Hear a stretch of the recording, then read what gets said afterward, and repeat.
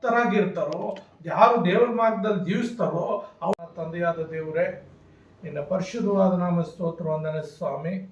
ಈ ಸಮಯದಲ್ಲಪ್ಪ ನಿಮ್ಮನ್ನೇ ಸ್ತುತಿಸಿ ಆರಾಧಿಸಿ ಘನಪಡಿಸಿ ಮಹಿಮೆ ಪಡಿಸ್ತೇನೆ. ತಂದೆಯಾದ ದೇವರೇ, ಈ ಸಮಯದಲ್ಲಿ ವಾಕ್ಯ ಹೇಳಕ್ಕೆ ಹೋಗ್ತಿರುವ ನಿನ್ನ ದಾಸನಾದ ನನ್ನನ್ನು ನಿನ್ನ ಹಸ್ತಕ್ಕೆ ಒಪ್ಪಿಸಿಕೊಡ್ತಾ ಇದ್ದೀನಪ್ಪ.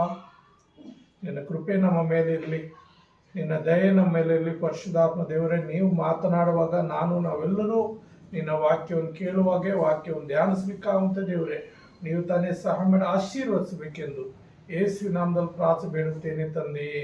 ಆಮೇನ್ ಆಮೇನ್. ದೇವರ ನಾಮ ಸ್ತೋತ್ರವಾಗಲಿ. ಇಲ್ಲಿ ನಾವು ನೋಡುತ್ತೇವೆ ಇವತ್ತಿನ ವಾಕ್ಯಾಂಶ, ಭಕ್ತರ ಧನ್ಯತೆ ದುಷ್ಟರ ನಾಶನ.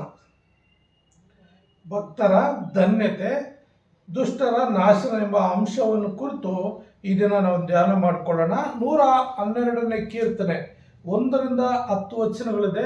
ಈ ವಾಕ್ಯದ ಮುಖಾಂತರ ನಾವು ಇವತ್ತು ದೇವರನ್ನ ಧ್ಯಾನ ಮಾಡಿಕೊಳ್ಳೋಣ. ಖಂಡಿತ ನಮ್ಮ ದೇವರು ಒಳ್ಳೆಯವನು, ಒಳ್ಳೆ ಕಾಳು ಮಾಡುವಂಥ ದೇವರು. ಅದಕ್ಕಾಗಿ ಆ ದೇವರಿಗೆ ಮಹಿಮೆ ಉಂಟಾಗಲಿ. 1ನೇ ವಚನ ನಾವು ನೋಡ್ತೀವಿ, ಯಾಹುವಿಗೆ ಸ್ತೋತ್ರ. ಯಾಹು ಅಂದ್ರೆ ಭೂಮಿಯನ್ನು ಆಕಾಶವನ್ನು ಸೃಷ್ಟಿ ಮಾಡಿರುವಂಥ ದೇವರಿಗೆ ಯಾಹು ಅಂತಾರೆ. ಯಾಹು ಅಂದರೆ ಯೆಹೋವ ಅಂತಾರೆ.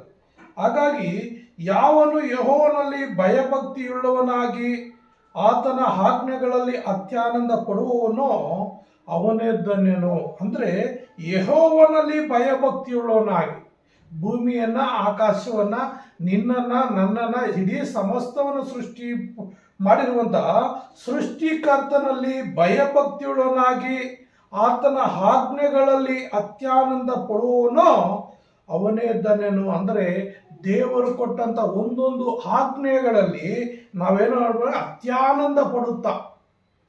ಅತ್ಯಾನಂದ ಪಡುತ್ತಾ ಅದರಲ್ಲಿ ಜೀವಿಸುವಂಥವನು ಅವನು ಧನ್ಯನಾಗಿರ್ತಾನೆ. ಅಂದರೆ ಭಕ್ತನು ಧನ್ಯನಾಗಬೇಕಂದ್ರೆ ದೇವರ ಆಜ್ಞೆಗಳಲ್ಲಿ ಅತ್ಯಾನದಿಂದ ನಡ್ಕೋಬೇಕು. ಯಾರಿಗೆ ಧನ್ಯತೆ ಅಂತ ನಾವು ನೋಡುವಾಗ ನಾವು ನೋಡ್ತೀವಿ, ಯೆಹೋವನಲ್ಲಿ ಭಯಭಕ್ತಿ ಉಳ್ಳವರಿಗೆ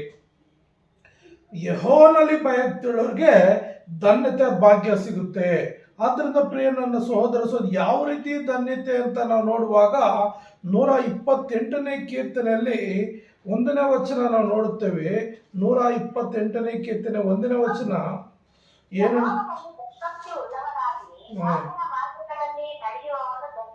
ಯೆಹೋವನಲ್ಲಿ ಭಯಭಕ್ತಿಯುಳ್ಳವನಾಗಿ ಆತನ ಮಾರ್ಗಗಳಲ್ಲಿ ನಡೆಯುವನು ಧನ್ಯನು. ಅವನು 4ನೇ ವಚನ ನೋಡ್ತಿ, ಇಗೋ ಯೆಹೋವನಲ್ಲಿ ಭಯಭಕ್ತಿಯುಳ್ಳ ಪುರುಷನು ಈ ರೀತಿಯಾಗಿ ಆಶೀರ್ವಾದ ಹೊಂದುವನು.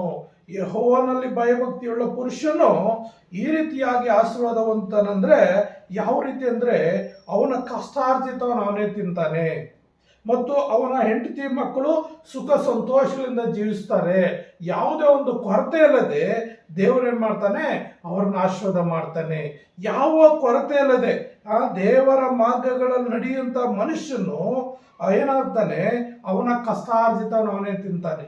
ಅನೇಕ ಕುಟುಂಬಗಳಲ್ಲಿ ನೋಡ್ರಿ, ನಾವು ಪ್ರತಿದಿನ ಬೆಳಗ್ಗೆ ಕೆಲವು ಸಾರಿ ಪ್ರೇಯರ್ ರಿಕ್ವೆಸ್ಟ್ ಕೇಳುವಾಗ ಕೆಲವರು ನಮ್ಮ ಹತ್ರ ಹೇಳ್ತಾ ಇರ್ತಾರೆ, ಏನಂತ, ಈ ಸಾಲದ ಹೊರತೆಗಳು, ಸಾಲದ ಬಾಧೆಗಳು. ಅಂದ್ರೆ ನಿಜವಾಗ್ಲೂ ಇಡೀ ಪ್ರಪಂಚ ಸಾಲ ಮಾಡ್ತಾ ಇದೆ, ನಾನು ಸಾಲ ಮಾಡಿ, ಎಲ್ಲರೂ ಸಾಲ ಮಾಡ್ತಾರೆ. ಆದರೆ ಅದು ನಿಯಮಿತವಾಗಿರ್ತದೆ. ಏನೋ ಆ ತತ್ಕಾಲಕ್ಕೆ ಸಾಲ ಮಾಡ್ತೀವಿ, ತಕ್ಷಣ ಹರಿಸ್ಕೊಳ್ತೀವಿ. ಆದರೆ ಕೆಲವು ದೀರ್ಘಾವಧಿ ಸಾಲಗಳಲ್ಲೇ ಇದ್ದೋಗ್ಬಿಡ್ತಾರೆ. ಅಂದ್ರೆ ದುಡಿದಿದ್ದು ಎಲ್ಲ ತಗೊಂಡೋಗಿ ಸಾಲಗಾರ ಕಟ್ಟೋದ್ರಲ್ಲೇ ಸರ್ ಹೋಗುತ್ತೆ. ಆದರೆ ದೇವರಲ್ಲಿ ಭಯಭಕ್ತಿಯುಳ್ಳವರಾಗಿ ಆತನ ಆಜ್ಞೆಗಳನ್ನು ಕೈಕೊಂಡು ನಡೆಯುವಂಥವನು ಆ ಸಾಲವಾಗಿರೋದಿಲ್ಲ. ಏನೋ ಲಿಮಿಟ್ ಆಗಿ ತಗೊಂಡಿರ್ತಾರೆ, ಲಿಮಿಟ್ ಆಗಿ ಅದನ್ನು ಹರಿಸ್ಕೊಳ್ತಾರೆ ಮತ್ತು ಅವನು ಕಷ್ಟಪಡುವಂತ ಏನಾಗುತ್ತೆ, ಅವನೇ ತಿಂತಾನೆ. ಅವನು ಸಾಲ ಮಾಡೋಕ್ಕೆ ಅವಕಾಶ ಇರೋದಿಲ್ಲಂತೆ.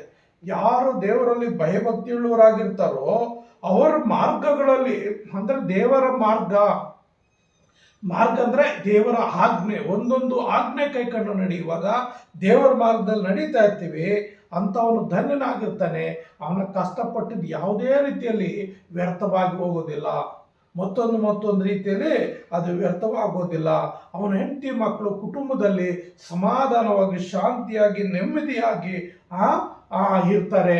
ಅವರು ಯಾವಾಗಲೂ ಏನಾಗುತ್ತೆ ಅಂದರೆ ದೇವರ ಆಶೀರ್ವಾದ ಕುಟುಂಬದ ಮೇಲೆ ಇರ್ತದಿಂದಾಗಿ ನಾವು ನೋಡ್ತಾ ಇದ್ದೀವಿ ಪ್ರಿಯರೇ. ಆದ್ದರಿಂದ ನಾವು ಏನಾಗುತ್ತೆ ಅಂದರೆ 5-6 ವಚನಗಳಲ್ಲಿ ಅಲ್ಲೇ ನಾವು ನೋಡುವಾಗ 128 5-6 ವಚನಗಳಲ್ಲಿ ಚಿಯೋನಿನಲ್ಲಿ ಯೆಹೋವನು ನಿನ್ನನ್ನು ಆಶೀರ್ವದಿಸಲಿ, ಜೀವಮಾನದಲ್ಲಿ ಯೆರೂಸಲೇಮಿನ ಸೌಭಾಗ್ಯವನ್ನು ನೋಡು. ನಾವು ಜೀವಮಾನದಲ್ಲೆಲ್ಲ ಯೆರೂಸಲೇಮ್ ಸೌಭಾಗ್ಯ ಅಂದರೆ ಅಲ್ಲಿ ಯಾವ ಕೊರತೆ ಇರೋದಿಲ್ಲ, ಯಾವ ಶ್ರಮೆ ಇರೋದಿಲ್ಲ, ಯಾವ ನೋವು ಇರೋದಿಲ್ಲ, ಯಾವ ದುಃಖ ಇರೋದಿಲ್ಲ. ಯೆರೂಸಲೇಮಲ್ಲಿ ಯಾವಾಗಲೂ ದೇವರನ್ನ ಆರಾಧಿಸಿಕೊಂಡು ದೇವರ ಭಯಭಕ್ತಿಯಲ್ಲಿ ದೇವರ ಚಿತ್ತಾನುಸಾರವಾಗಿ ಜೀವಿಸೋದು. ಹಾಗಾಗಿ ಏನಾಗ್ತಾನೆ, ಮಕ್ಕಳನ್ನು ಕಾಣೋಣಾಗು, ಇಸ್ರಾಯೇಲರಿಗೆ ಶುಭವಾಗಲಿ ಅಂದ್ರೆ ಪ್ರಿಯರೇ, ಯಾವ ರೀತಿ ಧನ್ಯತೆ ಅಂದರೆ ಅವನು, ಅವನ ಕುಟುಂಬ, ಅವನ ಹೆಂಡತಿ, ಮಕ್ಕಳು ಧನ್ಯವಾಗಿರ್ತಾರೆ. ಯಾವ ತೊಂದರೆ ಆಗೋದಿಲ್ಲ, ಯಾವ ಕೇಡು ಬರೋದಿಲ್ಲ. ಅವರ ಕಷ್ಟಾರ್ಜಿತವನ್ನು ಅವರೇ ತಿಂದು ಜೀವಿಸ್ತಾರೆ. ಮತ್ತು ಅಷ್ಟೇ ಅಲ್ಲದೆ 2ನೇ ವಚನ 112 2ನೇ ವಚನ ಏನು ಹೇಳುತ್ತಂದ್ರೆ, ಅವನ ಸಂತಾನವು ಲೋಕದಲ್ಲಿ ಬಲಿಷ್ಠವಾಗುವುದು, ನೀತಿವಂತನ ವಂಶವು ಶುಭ ಹೊಂದುವುದು. ಯಾರು ದೇವರಲ್ಲಿ ಭಯಭಕ್ತಿಯುಳ್ಳವನಾಗಿರ್ತಾನೋ ಅವನ ಸಂತಾನ. ಈಗ ಒಂದು 10 ಕುಟುಂಬ ಲೈನಲ್ಲಿ ಇವತ್ತಿದ್ದೀವಿ ಅಂದ್ಕೊಳ್ರಿ, ಉದಾಹರಣೆ ಹೇಳ್ತಾ ಇರೋದು. 10 ಕುಟುಂಬಗಳಲ್ಲಿ ಯಾವನು ದೇವರಲ್ಲಿ ಸಂಪೂರ್ಣವಾಗಿ ಭಯಭಕ್ತಿನ ಉಳ್ಳವನಾಗಿರ್ತಾನೋ ಅವನ ಕುಟುಂಬ ಬಲಿಷ್ಠವಾಗ್ತದೆ. ಅವನ ಕುಟುಂಬ ಏನಾಗ್ತದೆ, ಆಶೀರ್ವದಿಸಲ್ಪಡ್ತದೆ. ಆ ಕುಟುಂಬ ಬಲಪಡಿಸಲ್ಪಡ್ತದೆ. ಯಾವ ರೀತಿ ಬಲಿಷ್ಠ ಅಂದರೆ, ನಾವು ಆದಿಕಾಂಡದಲ್ಲಿ ಒಂದು ಕಡೆ ನೋಡ್ತೀವಿ, 34ನೇ ಅಧ್ಯಾಯದಲ್ಲಿ 26, 25, 26ನೇ ವಚನದಲ್ಲಿ ಅಲ್ಲಿ ಒಂದು ಘಟನೆ ನಡೀತದೆ. ಏನಂದ್ರೆ, ಯಾಕೋಬನಿಗೆ ಒಂದು ಹೆಣ್ಣು ಮಗಳಿರ್ತಾಳೆ, 12 ಜನ ಗಂಡು ಮಕ್ಕಳು, ಒಬ್ಬ ಹೆಣ್ಣು ಮಗಳಿರ್ತಾಳೆ. ಆ ಹೆಣ್ಣು ಮಗಳನ್ನ ಅವ್ರು ವಾಸಿಸುವಂತ ಸ್ಥಳದಲ್ಲಿ ಒಬ್ಬ ಅಧಿಪತಿಯ ಮಗನು ಏನ್ ಮಾಡ್ತಾನೆ, ಆಕೆಯನ್ನ ಮೋಸದಿಂದ ತೆಗೆದುಕೊಂಡೋಗಿ ಆಕೆಯನ್ನ ಕೂಡ್ಬಿಡ್ತಾನೆ. ಆಕೆಯನ್ನು ಮಾನಭಂಗ ಮಾಡ್ತಾನೆ. ಅಂತ ಸಂದರ್ಭದಲ್ಲಿ ಆ ಒಂದು ಊರಿನವರೆಲ್ಲನು ಅವ್ರನ್ನ ಏನ್ ಮಾಡ್ತಾರೆ, ನಮ್ಮ ಹುಡುಗಿ ನಿಮ್ಗೆ ಬೇಕಂದ್ರೆ ಸುನ್ನತಿ ಮಾಡಿಸ್ಕೋಬೇಕು ಅಂತ ಹೇಳಿ ಅವ್ರನ್ನ ಸ್ವಲ್ಪ ಬಲಹೀನರಾಗಿ ಮಾಡಿ ಆ ದೀನಾ ಎಂಬ ಯಾಕೋಬನ ಮಗಳ ಹೆಸರು ದೀನಾ. ಆಕೆ 11 ಇಬ್ಬರು ಇರ್ತಾರೆ. ಆ ಇಬ್ಬರು ಅಣ್ಣಂದರು, 12 ಜನರಲ್ಲಿ ಈ ದೀನಾ ಮತ್ತು ಇನ್ನು ಇಬ್ಬರು ಅಣ್ಣಂದರು ಒಂದು ತಾಯಿ ಹೊಟ್ಟೆಯಲ್ಲಿ ಹುಟ್ಟಿದವರು. ನಮ್ಮ ತಂಗಿಗೆ ಈ ತರ ಮಾಡಿದ್ದಾರೆ ಅಂತೇಳಿ ಇಡೀ ಇಬ್ಬರೇ ಊರಿನಲ್ಲಿರುವಂತ ಗಂಡಸರನ್ನೆಲ್ಲ ಸಾಯಿಸಿಬಿಡ್ತಾರೆ. ಅಂದ್ರೆ ಅಷ್ಟು ಪರಾಕ್ರಮ, ಅಷ್ಟು ಶಕ್ತಿ ದೇವರು ಅವ್ರು ಕೊಡ್ತಾನೆ. ಹಾಗೆ ದೇವರ ಮಕ್ಕಳು ಅನ್ಸ್ಕೊಂಡವರು, ದೇವರಲ್ಲಿ ಜೀವಿಸುವಂಥವ್ರು, ದೇವರ ಆಜ್ಞೆಗಳಲ್ಲಿ ಜೀವಿಸುವಂಥವ್ರು, ದೇವರ ಭಯಭಕ್ತಿಯಲ್ಲಿ ಜೀವಿಸುವಂಥವ್ರಿಗೆ ಆ ಒಂದು ಬಲಿಷ್ಠ ಆ ಸಂತಾನ ಏನಾಗ್ತದೆ, ಬಲಿಷ್ಠವಾಗ್ತದೆ. ಮತ್ತು ಅವರು ಏನಾಗ್ತಾರೆ ಅಂದ್ರೆ ನೋಡ್ರಿ, 37ನೇ ಕೀರ್ತನೆಯಲ್ಲಿ 29ನೇ ವಚನ ನಾವು ನೋಡುವಾಗ, 37ನೇ ಕೀರ್ತನೆ 29ನೇ ವಚನ ಏನ್ ಹೇಳುತ್ತಂದ್ರೆ, ನೀತಿವಂತರು ದೇಶವನ್ನು ಅನುಭವಿಸುವರಾಗಿ ಅದರಲ್ಲಿ ಶಾಶ್ವತವಾಗಿ ವಾಸಿಸುವರು. ಹಲ್ಲೆಲೂಯ. ನೀತಿವಂತರು ಯಾರು? ದೇವರ ಭಯಭಕ್ತಿಯಲ್ಲಿ ಜೀವಿಸುವಂತವರು. ನೀತಿವಂತರು ಯಾರಂದ್ರೆ ದೇವರ ಭಯಭಕ್ತಿಯಲ್ಲಿ, ದೇವರ ಮಾರ್ಗಗಳಲ್ಲಿ ಜೀವಿಸುವಂತವರು. ಅವರು ಏನಾಗ್ತಾರೆ ಅಂದ್ರೆ ದೇಶವನ್ನು ಅನುಭವಿಸುವರಾಗಿ ಅದರಲ್ಲಿ ಶಾಶ್ವತವಾಗಿ ವಾಸಿಸುವರು. ಯಾವುದರಲ್ಲಿ? ದೇವರು ಕೊಟ್ಟಂತ ದೇಶದಲ್ಲಿ, ದೇವರು ಕೊಟ್ಟಂತ ಪಟ್ಟಣದಲ್ಲಿ, ದೇವರು ಕೊಟ್ಟಂತ ಒಂದು ಗ್ರಾಮದಲ್ಲಿ ಏನಾಗ್ತಾರೆ ಅಂದ್ರೆ ಅವರ ವಂಶವು ಶಾಶ್ವತವಾಗಿ ಆ ದೇಶವನ್ನ ಅನುಭವಿಸುವಂತೆ ವಾಸಿಸುವ ಹಾಗೆ ಮಾಡ್ತಾನೆ. ಆದ್ದರಿಂದ ಪ್ರಿಯ ನನ್ನ ಸಹೋದರ ಇನ್ನೂ ಒಂದು ವಚನ 69, 36ನೇ ವಚನ ಕೂಡ ನಾವು ನೋಡುವಾಗ, ಕೀರ್ತನೆ 69, 36ನೇ ವಚನ ಕೂಡ ಏನು ಹೇಳುತ್ತಂದ್ರೆ, ಅವರ ಸಂತತಿಗೆ ಅದರ ಹಕ್ಕಿರುವುದು. ಯಾವ ಹಕ್ಕು? ಆ ದೇಶದಲ್ಲಿ, ಆ ಗ್ರಾಮದಲ್ಲಿ, ಆ ಪಟ್ಟಣದಲ್ಲಿ ವಾಸಿಸುವಂತ ಹಕ್ಕಿರ್ತದೆ. ಆತನ ನಾಮವನ್ನು ಪ್ರೀತಿಸುವವರು ಅದರಲ್ಲಿ ವಾಸಿಸುವರು. ಯಾವ ನಾಮ? ಯೇಸು ಎಂಬ ನಾಮ. ಯೇಸು ಎಂಬ ನಾಮವನ್ನು ಯಾರು ಪ್ರೀತಿಸ್ತಾರೋ ಅವ್ರನ್ನ ಆ ದೇಶದಲ್ಲಿ, ಆ ಗ್ರಾಮದಲ್ಲಿ ವಾಸಿಸುವ ಹಾಗೆ ದೇವ್ರು ಮಾಡ್ತಾನೆ. ಅನೇಕರು ನೋಡ್ರಿ, ದೇವರ ವಿರುದ್ಧವಾಗಿ ಜೀವಿಸುವಂಥವ್ರು ದೇವರ ಹೊಡೆತ ಬಿದ್ದರೆ ಆ ಗ್ರಾಮದಲ್ಲಿ ಅವ್ರ ವಂಶನೇ ಇಲ್ಲದೆ ಹೋಗ್ಬಿಡ್ತದೆ, ಅವರ ಸಂತತಿನೇ ಎಲ್ಲ ಹೋಗ್ತದೆ. ಆ ಒಂದು 2-3 ತಲೆಮಾರುಗಳಲ್ಲೇ ಹೋಗ್ಬಿಡ್ತದೆ. ಅದ್ರ ದೇವರ ಆಶೀರ್ವಾದ ಇರುವಂಥವ್ರು 1000 ತಲೆಗಳ ತನಕ, 1000 ತಲೆಮಾರುಗಳು ವಾಸಿಸುವಂತ ಆ ದೇವರ ಆಶೀರ್ವಾದ ಇದ್ರೆ. ಆದರೆ ದೇವರಿಗೆ ವಿರುದ್ಧವಾಗಿ ಜೀವಿಸಿ ದೇವರ ಮಾರ್ಗದಲ್ಲಿ ನಡೆದೆ ದೇವರ ಆಜ್ಞೆಗಳನ್ನು ಕೈಕೊಂಡು ನಡೆದೇ ಇರುವಂತವರು 2-3 ತಲೆಮಾರುಗಳಲ್ಲೇ ಅವ್ರ ವಂಶ ನಿರ್ವಂಶ ಆಗ್ಬಿಡ್ತದೆ. ಆದ್ರಿಂದ ಇಲ್ಲಿ ಏನ್ ಹೇಳ್ತಾ ಇದ್ದೇನೆ, ನೀತಿವಂತರು ದೇಶವನ್ನು ಅನುಭವಿಸುವರು, ಅದರಲ್ಲಿ ಶಾಶ್ವತವಾಗಿ ವಾಸಿಸುವರು. ಅವ್ರೇನ್ ಮಾಡ್ತಾರೆ ಅಂದ್ರೆ ಶಾಶ್ವತವಾಗಿ ವಾಸಿಸ್ತಾರೆ. ಆದ್ರಿಂದ ಪ್ರಿಯ ನನ್ನ ಸಹೋದರರೇ, ನಾವು ಯಾವತ್ತೂ ಏನಾಗಿರ್ಬೇಕಂದ್ರೆ ದೇವರ ಆಜ್ಞೆಗಳಲ್ಲಿ ಭಯಪಟ್ಟು ದೇವರ ಪ್ರೀತಿಸುವವರಾಗಿರ್ಬೇಕು. ಇಲ್ಲಿ ನಾವು ನೋಡ್ತೀವಿ ಏನಂತ, ದೇವರನ್ನ ದೇಶವನ್ನು ಅನುಭವಿಸುವರು. 69:36 ಏನ್ ಹೇಳುತ್ತೆ, ಆತನ ನಾಮವನ್ನು ಪ್ರೀತಿಸುವವರು ಅದರಲ್ಲಿ ವಾಸಿಸುವರು. ಅಂದ್ರೆ ದೇವರ ನಾಮವನ್ನು ಪ್ರೀತಿಸುವುದಂದ್ರೆ ಜ್ಞಾನೋಕ್ತಿ 8ನೇ ಅಧ್ಯಾಯದಲ್ಲಿ ನಾವು ನೋಡುವಾಗ 17-18, ನನ್ನನ್ನು ಪ್ರೀತಿಸುವವರು ನಾನು ಪ್ರೀತಿಸ್ತೇನೆ, ಆತುರದಿಂದ ಹುಡುಕುವವರು ನನ್ನನ್ನು ಕಂಡುಕೊಳ್ಳುವರು, ನನ್ನಲ್ಲಿ ಧನ ಘನತೆ ಶ್ರೇಷ್ಠ ಸಂಪತ್ತು ನೀತಿ ಇರ್ತದೆ. ಅಂದ್ರೆ ಅವೆಲ್ಲ ದೇವರನ್ನು ಪ್ರೀತಿಸುವವರಿಗೆ ಕೊಡ್ತಾನೆ. ಧನವನ್ನು ಕೊಡ್ತಾನೆ, ಘನತೆಯನ್ನು ಕೊಡ್ತಾನೆ, ಶ್ರೇಷ್ಠ ಸಂಪತ್ತು ಕೊಡ್ತಾನೆ, ಮತ್ತು ನೀತಿ ಅಂದ್ರೆ ಒಳ್ಳೆಯದನ್ನ ಕೊಟ್ಟು ಅವ್ರನ್ನ ಆಶೀರ್ವಾದ ಮಾಡ್ತಾರೆ. ಯಾರನ್ನ ಆ ರೀತಿ ಆಶೀರ್ವಾದ? ದೇವರನ್ನು ಪ್ರೀತಿಸುವಂತವ್ರನ್ನ, ದೇವರ ಆಜ್ಞೆಗಳನ್ನು ಕೈಕೊಂಡು ನಡೆಯುವವರು ದೇವರನ್ನು ಪ್ರೀತಿಸುವವರಾಗಿದ್ದಾರೆ. ಆದ್ದರಿಂದ ಪ್ರಿಯ ನನ್ನ ಸಹೋದರರೇ, ಅದೇ ಯೆಹೋವನಲ್ಲಿ ಭಯಭಕ್ತಿ ಉಳ್ಳವನಾಗಿ, ಅಂದ್ರೆ ದೇವರ ಭಯಭಕ್ತಿ ಉಳ್ಳವರಿಗೆ ಈ ರೀತಿಯ ಆಶೀರ್ವಾದಗಳು ಆತನು ಕೊಡ್ಲಿಕ್ಕಿದ್ದಾನೆ. ಈ ರೀತಿ ಆಶೀರ್ವಾದಗಳು ಆತನಿಗೆ ಕೊಡ್ಲಿಕ್ಕಿದ್ದಾನೆ. ಆದ್ರಿಂದ ಪ್ರಿಯ ನನ್ನ ಸಹೋದರರೇ, ದೇವರ ಆಜ್ಞೆಗಳನ್ನು ಕೈಕೊಂಡು ನಡೀಬೇಕು. ನಮ್ಮ ಜೀವಿತದಲ್ಲಿ, ನಮ್ಮೆಲ್ಲರ ಜೀವಿತದಲ್ಲಿ ದೇವರ ಆಜ್ಞೆಗಳು ಮತ್ತು ದೇವರ ಮಾರ್ಗ ಮತ್ತು ದೇವರ ಪ್ರೀತಿಸುವಂತ ಒಂದು ಒಳ್ಳೆ ಹೃದಯ ನಾವು ಇಟ್ಕೊಂಡಿರ್ಬೇಕು. ಅದು 112ನೇ ಕೀರ್ತನೆ 3ನೇ ವಚನ ಏನ್ ಹೇಳುತ್ತಂದ್ರೆ, ಅವನ ಮನೆಯಲ್ಲಿ ಧನೈಶ್ವರ್ಯಗಳಿರುವವು. ಯಾರ ಮನೆಯಲ್ಲಿ? ದೇವರ ಭಯಭಕ್ತಿಯಲ್ಲಿ ಜೀವಿಸುವಂತವನ್ನ, ದೇವರ ಮಾರ್ಗಗಳಲ್ಲಿ ನಡೆಯುವಂತವನ್ನ, ದೇವರನ್ನು ಪ್ರೀತಿಸುವಂತವನ ಮನೆಯಲ್ಲಿ ಧನೈಶ್ವರ್ಯಗಳು, ಯಾವ ಕೊರತೆ ಇಲ್ಲ. ಯಾವ ಕೊರತೆ ಇಲ್ಲದೆ ದೇವರು ಎಲ್ಲವನ್ನು ಆಶೀರ್ವಾದ ಮಾಡ್ತಾನೆ. ಅವನ ನೀತಿಯು ಸದಾಕಾಲವು ಫಲಿಸುವುದು. ಏನಂದ್ರೆ ಅವನ ನೀತಿ ಸದಾಕಾಲ ಫಲಿಸ್ತಾರೆ ಅಂತ ಹೇಳ್ತಾರೆ ನೋಡ್ರಿ. 111 3ನೇ ವಚನದಲ್ಲಿ ಕೂಡ ಏನ್ ಹೇಳ್ತಾರೆ ಅಂದ್ರೆ, 111ನೇ ಕೀರ್ತನೆ 3ನೇ ವಚನ, ಆತನ ಕಾರ್ಯವು ಘನಮಾನಗಳುಳ್ಳದ್ದು, ಆತ ನೀತಿಯು ಸದಾಕಾಲವಿರುವುದು.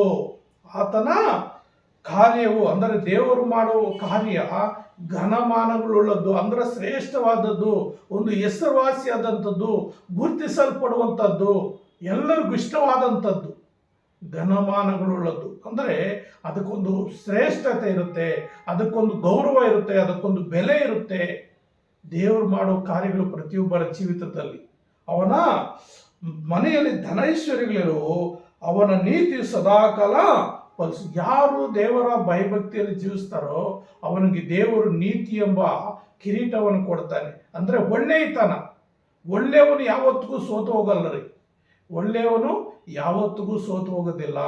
ಒಳ್ಳೆಯವನು ಯಾವತ್ತಿದ್ರೂ ಅವನು ಗೆಲ್ತಾನೇ ಇರ್ತಾನೆ, ಆಶೀರ್ವಾದ ಸ್ವಲ್ಪ ಪಡ್ತಾನೆ ಇರ್ತಾನೆ, ಅಭಿವೃದ್ಧಿ ಹೋಗ್ತಾನೆ ಇರ್ತಾನೆ. ಯಾಕಂದ್ರೆ ಅವನಲ್ಲಿ ಕಲ್ಮಶ ಇರೋದಿಲ್ಲ. ಅವನಲ್ಲಿ ಇರೋದು ಒಂದೇ, ದೇವರ ಒಂದು ಭಯ, ದೇವರ ಒಂದು ಭಕ್ತಿ, ದೇವರ ಒಂದು ಪ್ರೀತಿ, ದೇವರ ಮಾರ್ಗಗಳಲ್ಲಿ ನಡೆಯುವಂಥದ್ದಾಗಿರ್ತದೆ.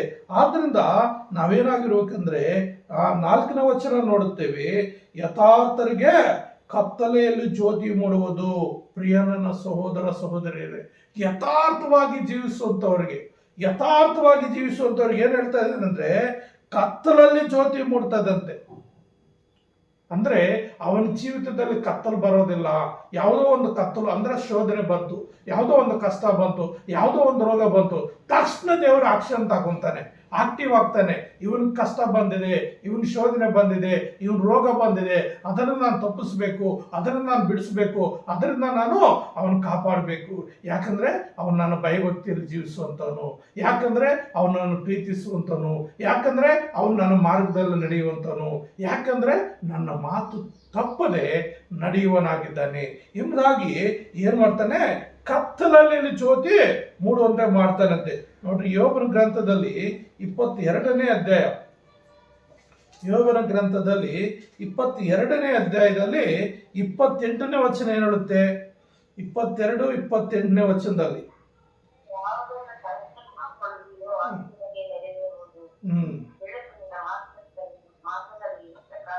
ನೋಡ್ರಿ, ಯಾವುದನ್ನು ಸಂಕಲ್ಪಿಸಿಕೊಳ್ಳಿವೆಯೋ ಅದು ನಿನಗೆ ನೆರವೇರುವುದು. ಅಂದ್ರೆ ನೀನು ಏನು ಸಂಕಲ್ಪಿಸಿಕೊಳ್ತೀಯ, ಏನು ತೀರ್ಮಾನ ಮಾಡ್ತೀಯ, ಏನು ಆಲೋಚನೆ ಮಾಡ್ತೀಯೋ ಅದೆಲ್ಲ ನಿನ್ಗೆ ನೆರವೇರ್ತದಂತೆ. ಅದೆಲ್ಲ ನಿನಗೆ ನೆರವೇರ್ತದೆ, ಅದೆಲ್ಲ ನಿನಗೆ ಒಗ್ಗೂಡುತ್ತದೆ, ಅದೆಲ್ಲ ನಿನಗೆ ಸಹಾಯ ಮಾಡ್ತದೆ. ಮತ್ತು ಏನ್ ಹೇಳ್ತಾನೆ? ಬೆಳಕು ನಿನ್ನ ಮಾರ್ಗಗಳಲ್ಲಿ ಪ್ರಕಾಶಿಸುವುದು. ಅಂದ್ರೆ ನಿನ್ನ ಜೀವಿತದಲ್ಲಿ ಕತ್ತಲೆ ಬರೋದಿಲ್ಲ, ನಿನ್ನ ಪ್ರಯಾಣ ಮಾರ್ಗದಲ್ಲಿ ಕತ್ತಲೆ ಬರೋದಿಲ್ಲ. ನೀನು ಎಲ್ಲಿ ಹೋದ್ರು ಎಲ್ಲಿ ಬಂದ್ರು ಯಾವ ಸಂದರ್ಭದಲ್ಲೂ ನೀನು ಕತ್ತಲು ಅನ್ನೋದು ಆವರಿಸ್ಕೊಳ್ಳೋ. ಕತ್ತಲಂದ್ರೆ ಪಾಪಕ್ಕೆ ಸೂಚನೆ, ಶೋಧನೆಗೆ ಸೂಚನೆ, ರೋಗಗಳಿಗೆ ಸೂಚನೆ, ಶತ್ರುಗಳಿಗೆ ಸೂಚನೆ, ಇವು ಅನೇಕವಿರ್ತದೆ. ಆದ್ರಿಂದ ಈ ಬೆಳಕಿರುವಾಗ ಕತ್ತಲು ಅಲ್ಲಿ ಬರೋದಕ್ಕೆ ಅವಕಾಶನೇ ಇಲ್ಲ, ಸೈತಾನ್ ಬರೋದಕ್ಕೆ ಅವಕಾಶನೇ ಇಲ್ಲ. ಬೆಳಕು ಯೇಸು ಕ್ರಿಸ್ತನಾಗಿದ್ದಾನೆ. ನಾನೇ ಲೋಕಕ್ಕೆ ಬೆಳಕಾಗಿದ್ದೀನಿ ಅಂತ ಹೇಳ್ತಾನ್ರಿ. ಹಾಗಾಗಿ ನಾನೇ ಲೋಕಕ್ಕೆ ಬೆಳಕಾಗಿದ್ದೇನೆ ಅಂತ ಹೇಳಿರುವಂಥ ದೇವರು ಆ ಬೆಳಕಾಗಿ ನಮ್ಮ ಜೀವಿತದಲ್ಲಿ, ನಿನ್ನ ಜೀವಿತದಲ್ಲಿ ಕತ್ತಲು ಬರದ ಹಾಗೆ ಆತನ ಕಾಪಾಡ್ತಾನೆ. ಯಾಕೆಂದ್ರೆ ಆತನಿಗೆ ಏನ್ ಹೇಳ್ತಾನೆ? ದಯೆಯು ಕನಿಕರವು ನೀತಿಯುಳ್ಳ ದೇವರೇ ಆ ಜ್ಯೋತಿ. Hallelujah, hallelujah. ಏನಂತೆ? ದಯೆಯು ಕನಿಕರವು ನೀತಿಯು ಉಳ್ಳ ದೇವರೇ ಆ ಜ್ಯೋತಿ. ಅಂದರೆ ಯೇಸು ಕ್ರಿಸ್ತನ ಆ ಜ್ಯೋತಿ ಆಗಿದ್ದಾನೆ, ಯೇಸು ಕ್ರಿಸ್ತನೇ ಬೆಳಕಾಗಿದ್ದಾನೆ, ಯೇಸು ಕ್ರಿಸ್ತನು ಪ್ರಕಾಶ ಕೊಡುವಂತ ಬೆಳಕಾಗಿದೆ, ಇಡೀ ಲೋಕಕ್ಕೆ ಬೆಳಕು ಕೊಡುವಂತ, ಇಡೀ ಲೋಕಕ್ಕೆ ಒಂದು ಸಾಕ್ಷಿಯ ಆಶೀರ್ವದಿಸಲ್ಪಡುವಂತ ಆ ದೇವರಾಗಿದ್ದಾನೆ. ಆತನು ಜ್ಯೋತಿ ಯಾವಾಗಲೂ ಏನು ಹಾರಿ ಹೋಗದಂತೆ 24 ಗಂಟೆ 365 ದಿವಸಗಳು ಯುಗಾಂತರಗಳು ಹಾರಿ ಹೋಗದೆ ಕತ್ತಲು ಕವಿಯದಂತ ಬೆಳಕಾಗಿದ್ದಾನೆ. ಆತನು ಸ್ವಯಂ ಪ್ರಕಾಶವಾಗಿ ಬೆಳಗುವಂತ ಆತನಾಗಿದ್ದಾನೆ. ಆತನಿಗೆ ಯಾರೋ ಬಂದು ಎಣ್ಣೆ ಒಯ್ದು ಬೆಳಗಿಸುವಂತ ಇದಲ್ಲ, ಯಾರೋ ಬಂದು ಆತನ ಬೆಳಗಿಸುವಂತಿಲ್ಲ. ಯಾಕಂದ್ರೆ ಸ್ವತಃ ಆತನೇ ದೇವರಾಗಿದ್ದಾನೆ, ಸ್ವತಃ ಆತನೇ ಬೆಳಕು ಕೊಡುವ ಆತನಾಗಿದ್ದಾನೆ. ಸರ್ವವನ್ನು ಸೃಷ್ಟಿಕರ್ತನಾಗಿರೋದ್ರಿಂದ ಆ ದೇವರೇ ಆ ಜ್ಯೋತಿ ಆಗಿದ್ದಾನೆ. ಪ್ರಿಯ ನನ್ನ ಸಹೋದರರೇ, ಆ ದೇವಾದಿ ದೇವರಿಗೆ ನಾವೇನಾಗಬೇಕು ಅಂದ್ರೆ ಆತನ ಮಾರ್ಗದಲ್ಲಿ ನಾವು ಪ್ರಕಾಶಿಸುವರಾಗಿರ್ಬೇಕು. ಆತನ ಮಾರ್ಗಗಳಲ್ಲಿ ಏನಾಗಿರ್ಬೇಕು? ಪ್ರಕಾಶಿಸುವರಾಗಿರ್ಬೇಕು. ಆದ್ದರಿಂದ ಪ್ರಿಯ ನನ್ನ ಸಹೋದರರೇ, ನಾವು ಏನಾಗಿರ್ಬೇಕಂದ್ರೆ ದೇವರಿಗೆ ಇಷ್ಟವುಳ್ಳವರಾಗಿ ನಾವು ಜೀವಿಸಬೇಕು. ಇಲ್ಲಿ 112ನೇ ಕೀರ್ತನೆ 5ನೇ ವಚನ ಏನು ಹೇಳುತ್ತದೆ? ದಯಾಳುವಾಗಿ ಧನ ಸಹಾಯ ಮಾಡುವನು, ತನ್ನ ಕಾರ್ಯಗಳನ್ನು ನೀತಿಯಿಂದ ನಡೆಸುವವನು ಭಾಗ್ಯವಂತನು. ದಯಾಳುವಾಗಿ ಧನ ಸಹಾಯ ಮಾಡುವನು ಅಂದ್ರೆ ಯಾರೋ ಕಷ್ಟದಲ್ಲಿದ್ದಾಗ, ಯಾರೋ ಸಮಸ್ಯೆಗಳಲ್ಲಿದ್ದಾಗ ನಮ್ಮ ಕೈಲಾದಷ್ಟು, ನಿನ್ನ ಕೈಲಾದಷ್ಟು ನೀನು ಸಹಾಯ ಮಾಡಬೇಕು. ಓರೆ ಮಾಡ್ಕೊಂಡು ಹೋಗ್ಬಾರ್ದು. ನೀನು ಯಾವುದೇ ಕಾರಣಕ್ಕೂ ನೀನು ಓರೆ ಮಾಡ್ಕೊಂಡು ಹೋಗ್ಬಾರ್ದು. ನೀನೇನಾಗಬೇಕಂದ್ರೆ ಪ್ರಿಯರೇ, ನೀನು ದಯಾಳುವಾಗಿ ದೇವರಿಗೆ ಮಗನಾಗಿ, ದೇವರ ಮಗಳಾಗಿ, ದೇವರ ಆಜ್ಞೆಯನ್ನು ಕೈಕೊಂಡು ನಡೆಯುವಂತ ನೀನು, ಇದು ಒಂದು ಭಾಗ ಆಗಿದೆ. ಏನಂತೆ?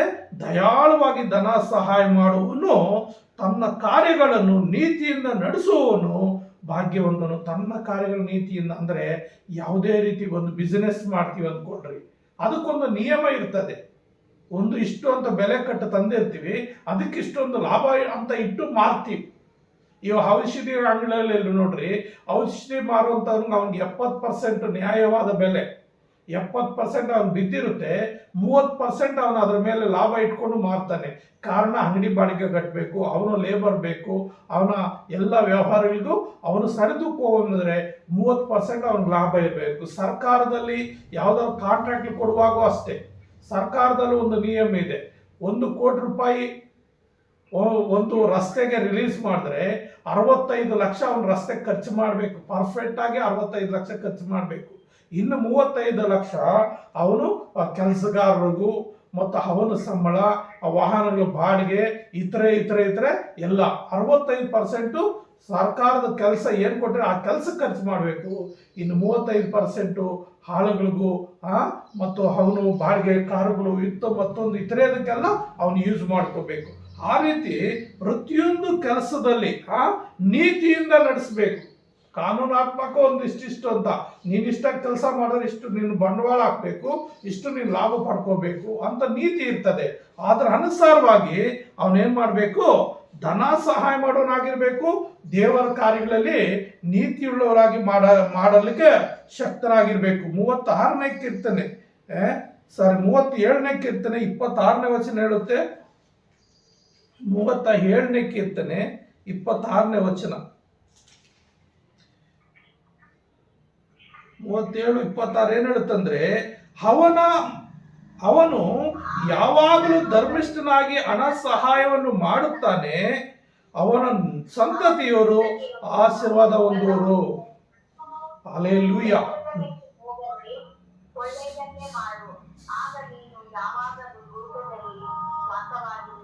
ಸಾಕಮ್ಮ. ಇಲ್ಲಿ ಏನ್ ಹೇಳ್ತದೆ, ಅವನು ಯಾವಾಗಲೂ ಧರ್ಮಿಷ್ಠನಾಗಿ ಹಣ ಸಹಾಯ ಮಾಡುವನು. ಒಂದು ನಿಮಿಷ. ಅವನು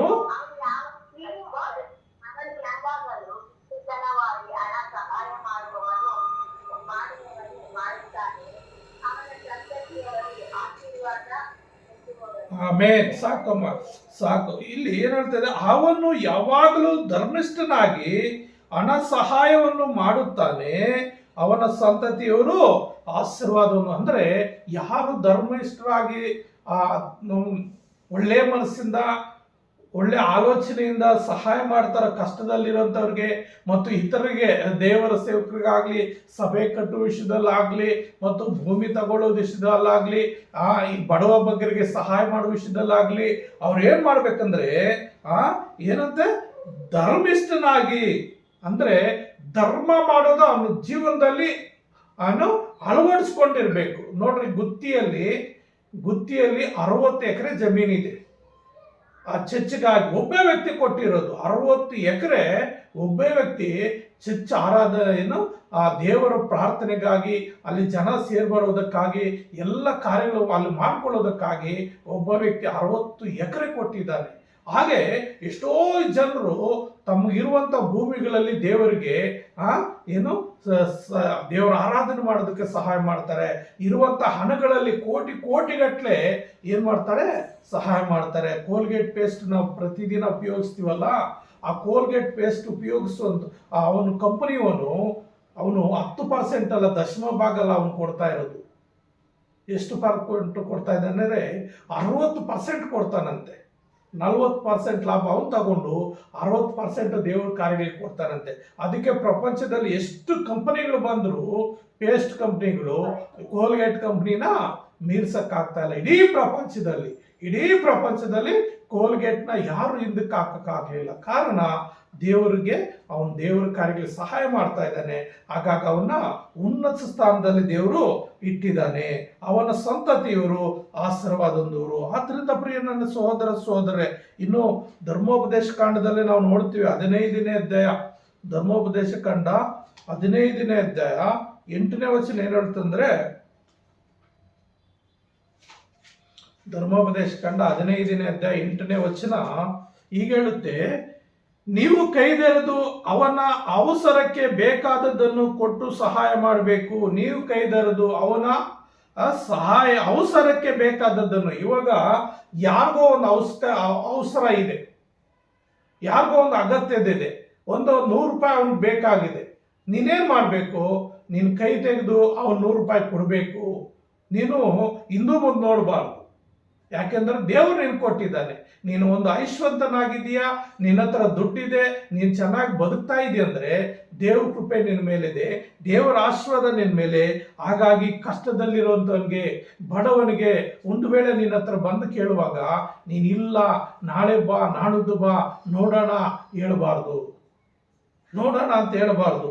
ಅವಸರಕ್ಕೆ ಏನ್ ಮಾಡ್ಬೇಕು, ಕೊಡ್ಬೇಕು. 10ನೇ ವಚನ ಹೇಳ್ತದೆ, 10ನೇ ವಚನ ಹೇಳ್ತಾರೆ, ನೀವು ಕೊಡುವಾಗ ಬೇಸರಗೊಳ್ಳದೆ ಉದಾರವಾದ ಮನಸ್ಸಿನಿಂದಲೇ ಕೊಡಬೇಕು. ನೀವು ಕೊಡುವಾಗ ಬೇಸರಗೊಳ್ಳದೆ ಉದಾರವಾದ ಮನಸ್ಸಿನಿಂದಲೇ ಕೊಡಬೇಕು. ಇದರಿಂದ ನಿಮ್ಮ ದೇವರಾದ ಯೆಹೋವನು ನಿಮ್ಮ ಎಲ್ಲಾ ಕೆಲಸಗಳಲ್ಲಿಯೂ ಪ್ರಯತ್ನಗಳಲ್ಲಿಯೂ ನಿಮ್ಮನ್ನು ಅಭಿವೃದ್ಧಿಪಡಿಸುವನು. Amen, hallelujah. ನೀವು ಕೊಡುವಾಗ ಬೇಸರಗೊಳ್ಳದೆ ಕೊಡಿಸುವಾಗ ನಿಮ್ಮ ದೇವರಾದ ಯೆಹೋವನು, ನೀನು ಯಾವ ದೇವರನ್ನು ಕೈ ಮುಗಿತೀಯೋ, ಯಾವ ದೇವರನ್ನು ಪ್ರಾರ್ಥಿಸ್ತೀಯೋ, ಯಾವ ದೇವರನ್ನ ದೇವರಾಗಿದನೋ ಆ ದೇವರು ನಿಮ್ಮ ಎಲ್ಲ ಕೆಲಸಗಳಲ್ಲಿಯೂ ಪ್ರಯತ್ನಗಳಲ್ಲಿಯೂ ನಿಮ್ಮನ್ನು ಅಭಿವೃದ್ಧಿಪಡಿಸುವನು. ನಿಮ್ಮನ್ನೇನು ಮಾಡ್ತಾನೆ, ನೀನು ಎಷ್ಟು ಕೊಡ್ತೀಯೋ ಅಷ್ಟು ಆತನು ಕೊಡ್ತಾನೆ ಇರ್ತಾನೆ. ಬಾವಿಯಲ್ಲಿ ನೀರು ನೋಡ್ರಿ, ಒಂದು ತಿಂಗಳಲ್ಲ ಒಂದು ವರ್ಷ ಓಡಿಸದೇ ಇದ್ರು ಬೋರಲ್ಲಿ ಅದು ಹಂಗೇ ಇರ್ತದೆ. ಇನ್ನು ಕಿಲುಬು ಬರ್ಬೋದು, ವಾಸನೆ ಬರ್ಬೋದು, ಎಲ್ಲ ಆಗ್ತದೆ. ಅದರ ಪ್ರತಿದಿನ ಓಡಿಸ್ತಾ ಇದ್ರೆ ಎಷ್ಟು ಓಡಿಸಿದ್ರು ಅಷ್ಟು ನೀರು ಬರ್ತಾನೆ ಇರ್ತದೆ. ಹಾಗೆ ನಾವು ಎಷ್ಟು ಉದಾರವಾಗಿ ದೇವರ ಸೇವೆಗಾಗಿ ಬಡವ ಬಗ್ಗರಿಗೆ ಕೊಡ್ತಾ ಇರ್ತೀವೋ ಅಷ್ಟು ಉದಾರವಾಗಿ ದೇವರು ಕೊಡ್ತಾ ಇರ್ತಾನೆ. 11ನೇ ವಚನ ಏನು ಹೇಳ್ತಂದ್ರೆ, ದೇಶದಲ್ಲಿ ಯಾವಾಗಲೂ ಬಡವರು ಇರುವುದಷ್ಟೇ, ಆದುದರಿಂದ ನೀವು ಸ್ವದೇಶದ ಬಡವರಿಗೂ ಗತಿಯಿಲ್ಲದವರಿಗೂ ಕೈ ನೀಡಿ ಸಹಾಯ ಮಾಡಬೇಕೆಂದು ಆಜ್ಞಾಪಿಸುತ್ತೇನೆ ಅಂತ ದೇವರ ಆಜ್ಞೆ ರೀತಿ. ದೇವರು ಆಜ್ಞೆ ಮಾಡ್ತಾ ಇದ್ದಾನೆ, ಆಜ್ಞಾಪಿಸ್ತಾ ಇದ್ದೀನಿ. ಹಾಗೆ ನೀವು ಕೊಡುವಾಗ, ಹಾಗೆ ನೀವು ಸಹಾಯ ಮಾಡುವಾಗ ದೇವರೇನು ಮಾಡ್ತಾನೆ, ನಿಮ್ಮನ್ನು ಆಶೀರ್ವದಿಸ್ತಾನೆ. ದೇವರು ನಿಮ್ಮನ್ನು ಆಶೀರ್ವದಿಸ್ತಾನೆ. 112ನೇ ಕೀರ್ತನೆ 6-7 ವಚನಗಳಲ್ಲಿ ಏನು ಹೇಳ್ತಂದ್ರೆ, ಅವನು ಎಂದಿಗೂ ಕದಲುವುದಿಲ್ಲ. ಯಾರು ಸಹಾಯ ಮಾಡುವಂಥವನು, ಯಾರು ಉಪಕಾರ ಮಾಡುವಂಥವನು, ಯಾರು ಹಿಂದಕ್ಕೆ ಹೋಗದೆ ಕೈಲಾದಷ್ಟು ಸಹಾಯ, ಅವಸರಕ್ಕೆ ಬೇಕಾದಷ್ಟು ಸಹಾಯಗಳು ಮಾಡುವಂಥನು, ಎಂದಿಗೂ ಎಂದೂ ಕದಲದ ನೀತಿವಂತನನ್ನು ಯಾವಾಗಲೂ ನೆನೆಸುವರು. ನೀತಿವಂತರಂದ್ರೆ ಒಳ್ಳೆತನದಲ್ಲಿ, ಒಳ್ಳೆ ಕಾರ್ಯಗಳಲ್ಲಿ ಯಥಾರ್ಥವಾದ ಸಂಪಾದನೆಯಲ್ಲಿ ಯಥಾರ್ಥವಾಗಿ ಯಾರೋ ಬಡಬಗ್ಗರಿಗೆ ಸಹಾಯ ಹಸ್ತ ಹೊಂದುವಂಥವ್ರಿಗೆ ಸಹಾಯ ಮಾಡುವಂಥವನು ಯಾವಾಗಲೂ ನೆನೆಸ್ತಾರಂತೆ. ಇಂಥ ಮನುಷ್ಯ ತುಂಬಾ ಒಳ್ಳೆಯನಪ್ಪ, ಅದು ದೇವರಂತ ಮನುಷ್ಯನು. ಎಂಥ ಸಮಯದಲ್ಲಿ ಹೋದ್ರು ತಾನು ಕೈಲಾದಷ್ಟು ಸಹಾಯ ಮಾಡಿ ಕಳಿಸ್ತಾನೆ. ಇಲ್ಲ ಅನ್ನಲ್ಲ, ಯಾವತ್ತೂ ಆತನು ಕೋಪಿಸ್ಕೊಳ್ಳೋದೇ ಇಲ್ಲ. ಅಂದ್ರೆ ನೀತಿವಂತನ ದೇವರೆಂಬುದಾಗಿ ನೆನೆಸ್ತಾರೆ. ದೇವರೆಂಬುದಾಗಿ ನೆನೆಸಿ ಅವನೇನ್ ಮಾಡ್ತಾರೆ, ಆಶೀರ್ವಾದ ಮಾಡ್ತಾರೆ. ಮತ್ತು ಅಲ್ಲಿ ನಾವು 7ನೇ ವಚನ ನೋಡ್ತೀವಿ, ಅವನಿಗೆ ಕೆಟ್ಟ ಸುದ್ದಿಯ ಭಯವಿರುವುದಿಲ್ಲ. ಏನು, ಯಾವ ಕೆಟ್ಟ ಸುದ್ದಿ ಅವನ ಹತ್ರ ಬರೋದಿಲ್ಲ ರೀ. ಅವನಿಗೆ ಕೆಟ್ಟ ಸುದ್ದಿಯ ಭಯವಿರುವುದಿಲ್ಲ. ಅಂದ್ರೆ ಏನೋ ರೋಗ ಬಂತು, ಏನೋ ಇನ್ನೊಂದಾಯ್ತು, ದಾರಿಯಲ್ಲಿ ಹೋಗುವಾಗ ಏನೋ ಆಯ್ತು, ಮತ್ತೆ ಯಾರೋ ನಮ್ಮ ಮೇಲೆ ಶತ್ರುಗಳು ಇದ್ದಾರೆ, ಯಾರೋ ಹಿಂಭಾಗದಲ್ಲಿ ನಮ್ಮನ್ನ ಫಾಲೋ ಮಾಡ್ತಾ ಇದ್ದಾರೆ, ಮತ್ತೊಂದು ಯಾವ ಭಯವೂ ಇರೋದಿಲ್ಲ. ಯಾವ ಕೆಟ್ಟ ಸುದ್ದಿಯೋ ಅವನಿಗೆ ಭಯ ಇರೋದಿಲ್ಲ. ಯೆಹೋವನಲ್ಲಿ ಭರವಸೆಟ್ಟಿರೋದ್ರಿಂದ ಅವನ ಮನಸ್ಸು ಸ್ಥಿರವಾಗಿರುವುದು. ಯಾಕೆ? ದೇವರಲ್ಲಿ ಭರವಸೆ ಇಟ್ಟಿದ್ದಾನೆ. ನನ್ನ ದೇವರಿದ್ದಾನೆ, ನನ್ನ ಏಸಪ್ಪ ಇದ್ದಾನೆ, ಆತ ನನ್ನ ರಕ್ಷಕನಾಗಿದ್ದಾನೆ, ನನ್ನ ಯಜಮಾನಾಗಿದ್ದಾನೆ, ನನಗೆ ಹೋಗುವಾಗಲೂ ಬರುವಾಗಲೂ ತನ್ನ ದೇವದೂತನ ಕಾವಲಿಸಿ ಕಾಪಾಡುವಾತನಾಗಿದ್ದಾನೆ, ಮತ್ತು ನಾನು ಕೈ ಹಾಕಿ ಮಾಡುವಂಥ ಎಲ್ಲ ಕೆಲಸಗಳನ್ನು ಸಫಲ ಮಾಡ್ತಾನೆ. ಮತ್ತು ದೇವರೇ ನನ್ನೊಂದಿಗಿದ್ದು ನಾನು ನಡೆಸ್ತಾ ಇದ್ದಾನೆ. ಯಾಕೆ? ದೇವರ ಮಾರ್ಗದಲ್ಲಿ ಜೀವಿಸ್ತಾ ಇದ್ದಾನೆ, ದೇವರ ಭಯಭಕ್ತಿಯಲ್ಲಿ ಜೀವಿಸ್ತಾ ಇದ್ದಾನೆ, ದೇವರನ್ನು ಪ್ರೀತಿಸುವತನಾಗಿದ್ದಾನೆ, ದೇವರ ಆಜ್ಞೆಯನ್ನ ಒಂದು ಕೈ ಬಿಡದೆ ಎಲ್ಲವನ್ನು ನೆರವೇರಿಸುವತನಾಗಿದ್ದಾನೆ. ಅವನ ಮನಸ್ಸು ಏನಾಗಿರುತ್ತೆ? ಯಾವಾಗಲೂ ಸ್ಥಿರವಾಗಿರ್ತದೆ, ಸಮಾಧಾನವಾಗಿರ್ತದೆ. ಆದರೆ 8ನೇ ವಚನ ಹೇಳ್ತದೆ ನೋಡಿ, ಈ ಪ್ರಭು ಅಂದ್ರೆ ಕೀರ್ತನೆಗಳು, ಜ್ಞಾನೋಕ್ತಿ 11ನೇ ಅಧ್ಯಾಯ 4ನೇ ವಚನ 2ನೇ ಭಾಗ ನೋಡ್ರಿ, 2ನೇ ಲೈನು. ಜ್ಞಾನೋಕ್ತಿ 11ನೇ ಅಧ್ಯಾಯ 4ನೇ ವಚನ ಬಿ ಭಾಗ ಅಂದ್ರೆ 2ನೇ ಲೈನು, ಧರ್ಮವು ಮರಣ ವಿಮೋಚಕ. ಅಂದ್ರೆ ಧರ್ಮ ಮಾಡುವಂತವನ ಹತ್ರ ಮರಣ ಬರೋದಿಲ್ವಂತೆ. Hallelujah, hallelujah. ನೋಡ್ರಿ, ಧರ್ಮ ಮಾಡುವನ ಹತ್ರ ಮರಣ ಹತ್ರ ಬರೋದಿಲ್ವಂತೆ, ಮರಣ ತಾನಾಗಿ ಓಡುತ್ತಂದರೆ.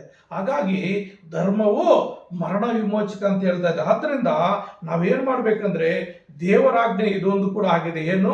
ಸಹಾಯ ಮಾಡುವಂಥದ್ದು. ಅದು ಒಂದು ಇದು ಜ್ಞಾನವಾಗಿದೆ, ಆಶೀರ್ವಾದವಾಗಿದೆ.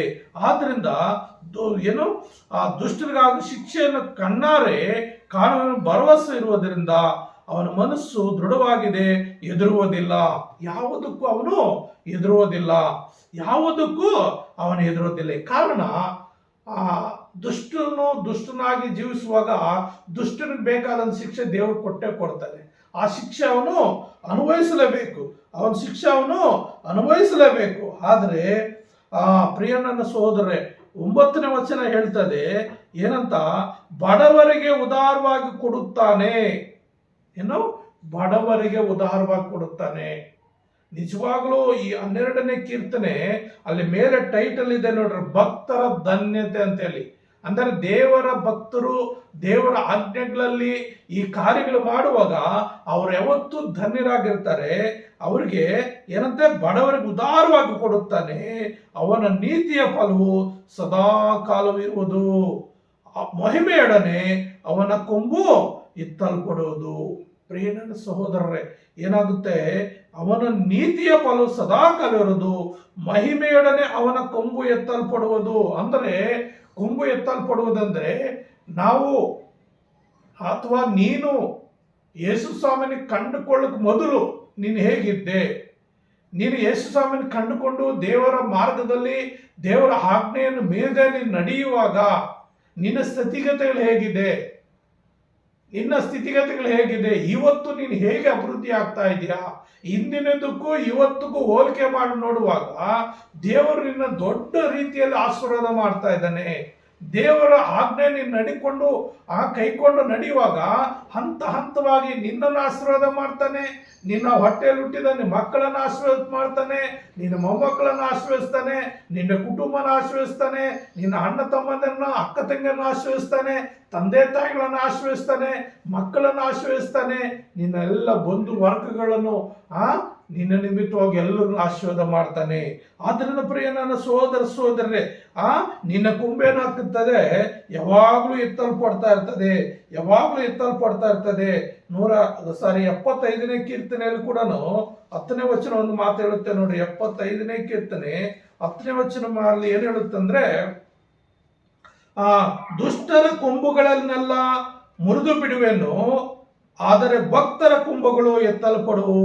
ದುಷ್ಟರ ಕೊಂಬುಗಳನ್ನೆಲ್ಲ ಮುರಿದು ಬಿಡುವನು. ದುಷ್ಟರು ಅವ್ರು ಎಷ್ಟು ಎತ್ತರ ಬೆಳೆದ್ರು ಅವ್ರನ್ನೇನ್ ಮಾಡ್ತಾನೆ, ದೇವ್ರು ಮುರಿದು ಬಿಡ್ತಾನಂತೆ, ಅವ್ರನ್ನ ಕೆಳಮಟ್ಟಕ್ಕೆ ತಳ್ಳಿ ಬಿಡ್ತಾನಂತೆ. ಆದರೆ ಭಕ್ತರು ದೇವರ ಭಕ್ತಿಯಲ್ಲಿ ದೇವರ ಮಾರ್ಗದಲ್ಲಿ ಜೀವಿಸುವಂತವರು, ದೇವರ ಆಜ್ಞೆಗಳನ್ನು ಕೈಕೊಂಡಂತವರು, ಅವರ ಕೊಂಬುಗಳು ಏನ್ ಮಾಡ್ತಾನಂತೆ, ಎತ್ತಲ್ಪಡುವವು. ಅಂದ್ರೆ ಪ್ರಿಯ ನನ್ನ ಸಹೋದರರೇ, ಅವ್ರನ್ನ ದಿನೇ ದಿನೇ ಹಂತವಾಗಿ ಈ ವರ್ಷ 25ನೇ ವರ್ಷ, 26ನೇ ವರ್ಷದಲ್ಲಿ ಇನ್ನೊಂದು ರೀತಿಯ ಆಶೀರ್ವಾದ, 27ನೇ ವರ್ಷದಲ್ಲಿ ಇನ್ನೊಂದು ರೀತಿಯ ಆಶೀರ್ವಾದ, ಹೀಗೆ ಪ್ರತಿ ವರ್ಷ ಆ ಕುಟುಂಬಗಳನ್ನ, ಮಕ್ಕಳನ್ನ, ಆ ಒಂದು ಸಂತಾನವನ್ನ ದೇವರೇನ್ ಮಾಡ್ತಾನೆ, ಆಶೀರ್ವದಿಸ್ತಾ ಇರ್ತಾನೆ. ಪ್ರಿಯ ನನ್ನ ಸಹೋದರರೇ, ಇಲ್ಲಿ 112ನೇ ಕೀರ್ತನೆ 1ನೇ ವಚನದಿಂದ 9ನೇ ವಚನ ತನಕ ಭಕ್ತರಿಗೆ ಆಗುವಂತ ಆಶೀರ್ವಾದ ಕುರಿತು, ಭಕ್ತರು ಏನು ಮಾಡಿದ್ರೆ ದೇವರು ಆಶೀರ್ವಾದ ಮಾಡ್ತಾನೆ, ಅವರ ಕೊಂಬು ಯಾವ ರೀತಿ ತಲುಪಡ್ದೆ ಅಂತ ಕೀರ್ತನೆಗಾರರು ಬಹಳ ಸ್ಪಷ್ಟವಾಗಿ ವಿವರಿಸಲ್ಪಟ್ಟಿದ್ದಾನೆ. ಅದರ 10ನೇ ವಚನದಲ್ಲಿ ಒಂದು ಎಚ್ಚರಿಕೆ ಮಾತು ಕೊಟ್ಟಿದ್ದಾನೆ.